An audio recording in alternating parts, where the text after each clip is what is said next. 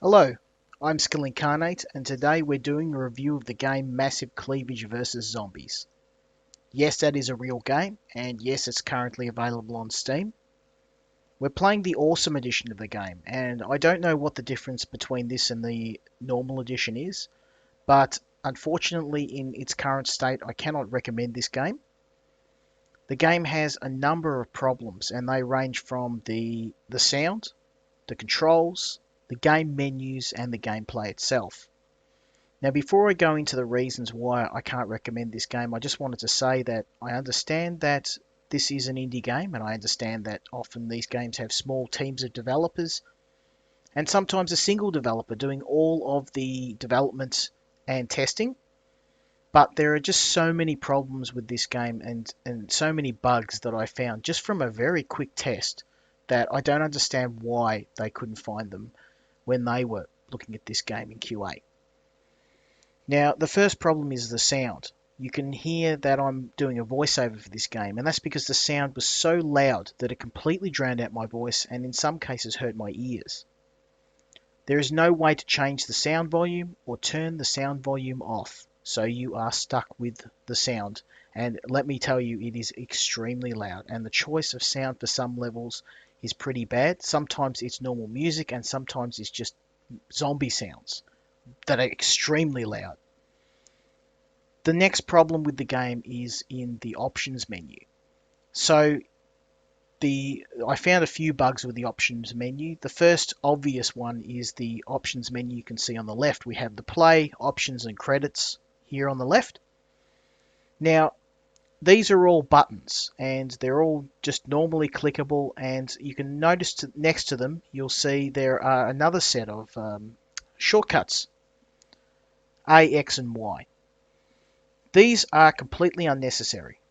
These buttons are clickable, and I don't know why they put these in, these shortcuts. They don't make things any faster, and it looks a bit out of place. Going into the options menu, this is where I found one of the biggest bugs.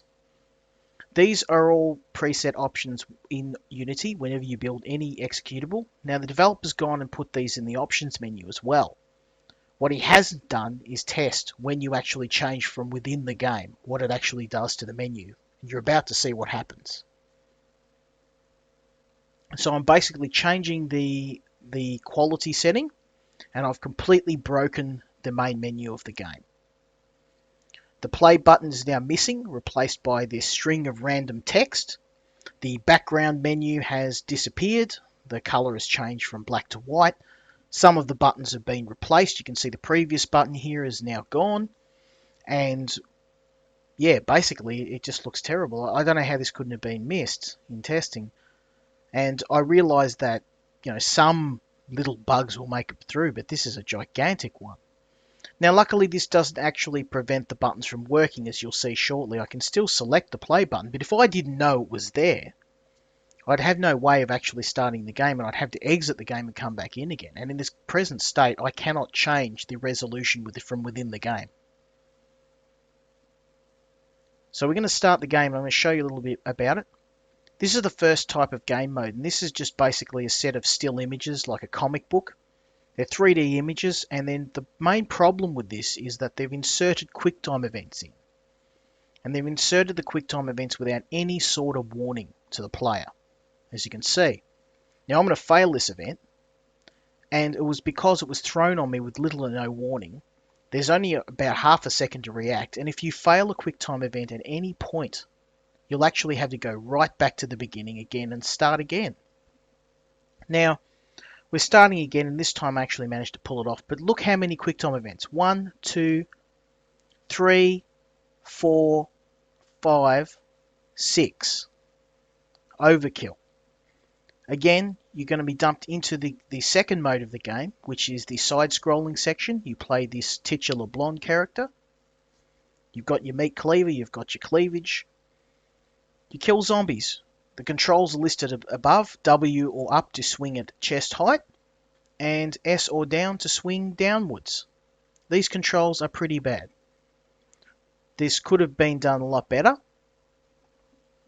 but again, that is not much of a problem compared to the other issues we've got.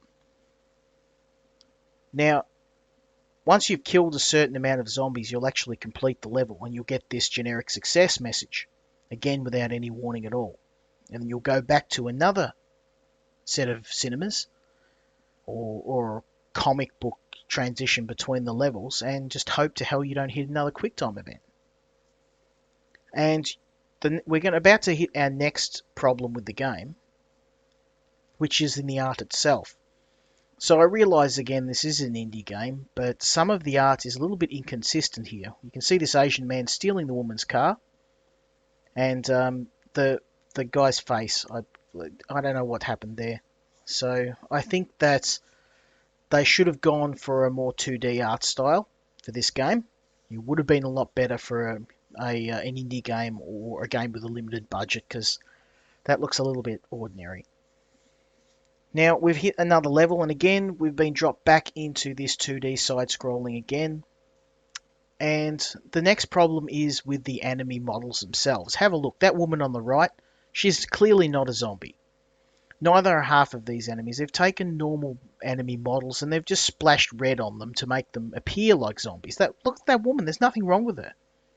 Now, this breaks immersion. Not that there was a lot to begin with, but it does break what immersion there is. And unfortunately, the other problem is that, yeah, they've just smeared blood on these guys, on their faces, to give them this appearance of a zombie. And the problem is with the main character herself. She's poorly animated. She has no idle animation. The animation of swinging the zombie, she just kind of holds her arm out. And if you've noticed where I actually hold the attack button now, she'll just kind of hang her arm out with the cleaver in her hand. The fact that there's no idle animation also is made worse by her idle pose, where she just kind of throws her arms up, is almost like resigning herself to the situation she's in. I can only really laugh because, yeah, this game obviously needed a lot more work before it went for sale on Steam. And it's made worse by the fact there's no special attacks for this character, no alternate weapons, no abilities, and the levels are only changed by changing the background image. Now we've hit another cinema here, and in the next level is when I actually stopped playing the game. The sound got so bad that it was actually hurting my ears. Again, I realise that some of the dialogue in this is satirical. We've got, your stereotype, the Mexican guy, but and that's fine. That's not what really concerns me. But here's another problem. So can you see how we've got these images in the front, which is obviously meant to be tires, and the character can walk right through the foreground. The other thing is that dog. You can see the dog kind of floated in the air. The enemies seem to come from the left and the right. Then there's no kind of set height at which they walk, so it gives the enemies an appearance of flying sometimes. The dogs especially will actually kind of like run at you at head height, and it gets more noticeable later in the game when there's more dogs and they're kind of coming in big packs, because it's really jarring. So the other problem is actually the text. So let's look at this. Pro tip: don't pause the game. 76% of players who pause the game die after unpausing. 100% of players are going to suffer ear damage as a result of playing this game. Now, again, we've come back to the main menu. This is where I couldn't play the game anymore. It got too loud. The further I got in, the worse the sound got. And we can see that the play button is still missing. But I'm going to sum up why I can't recommend this game. One, the sound. It's too loud. It's almost deafening in some levels. There needs to be the ability to change it. They shouldn't have this default level being what it is, and they should have chosen the sound scheme that they did. Two, the menu is broken. We cannot change any of the options in the options menu without breaking the main menu. The only way I can change the resolution is to change in the pre-game launcher, and in that case, if they couldn't get it working in the game, they shouldn't have put it in there. Three, the controls are extremely poor. Unfortunately, I found myself with the keyboard most of the time missing with with my cleaver swings because the W and S keys next to each other isn't a good choice of control scheme. Neither is an up and down key, especially next to the directional keys. For the gameplay itself, there, as I said, the animation for the enemies and for the main character is pretty poor. They've just put different colors on the enemies to make them appear like zombies. The main character has no special attacks, no alternate weapons, no alternate abilities, and it makes the game pretty repetitive. And finally, it's just they should have spent more time on this game, more time testing, more time looking at the gameplay, and maybe gone for a more 2D, lower budget feel rather than trying to attempt a more graphically intensive game. So that's it for me. Unfortunately, I have to give this game a 3 out of 10. It's got a lot of bugs and it needs a lot more work before I'd recommend selling this in any capacity. If you like this episode, please subscribe, and we should see you for the next episode, hopefully for a game a little bit more to my taste. Skill Incarnate out.